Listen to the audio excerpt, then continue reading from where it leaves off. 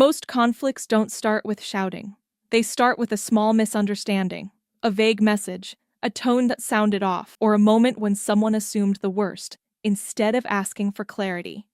And the truth is, many of those moments are avoidable. This lecture focuses on reducing unnecessary tension by speaking clearly, choosing your tone more thoughtfully, and slowing down just enough to make sure your message lands the way you meant it to. You just have to be a little more aware of how your words come across, especially in quick or emotional moments.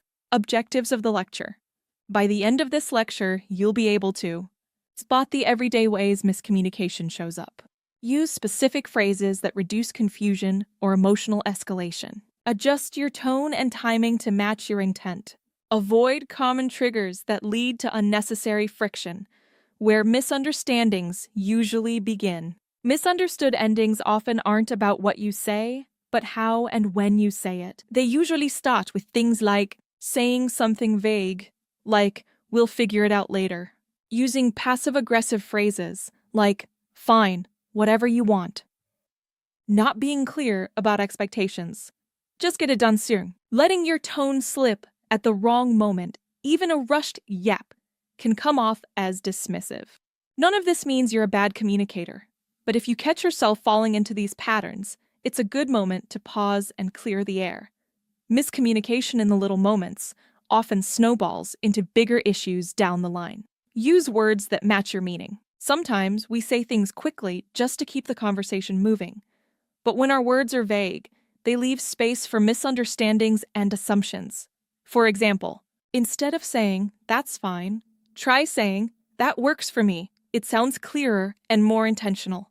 Rather than "maybe later," you can say, "I'm not sure right now. Can I let you know tomorrow?" This gives the other person clarity and the timeline. Instead of "whatever," you might say, "I don't have a strong opinion on this. What do you think?" This invites the other person to share their view and keeps the conversation open. It's not about adding extra words. It's about making sure the message is clear, so no one is left guessing what you really mean. Choose a calm moment when you can. When something matters, timing matters too. It's easy to send a message or bring up a sensitive topic in the middle of a busy moment, like when someone's rushing out the door or your mind is somewhere else. But these aren't the best times to have important conversations. A simple pause can make all the difference. You might ask, is now a good time to talk about this? People are more open when they're not already tense or distracted, and you'll find it's easier to express yourself clearly when you're not rushing through the moment. Tone is how you sound.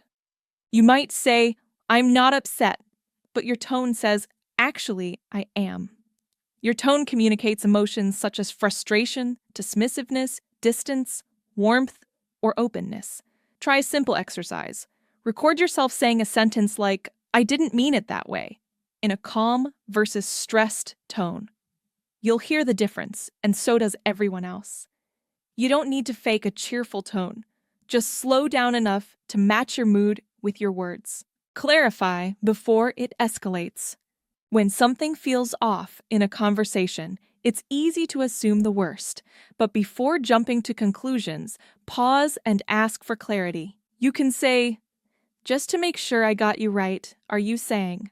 Or, "I want to check I understood you before I respond." And if you feel your own words didn't come across well, you can always say, "That didn't land the way I meant it. Can I try again?" These small check-ins can save a lot of frustration, confusion, and even hours of silent resentment later.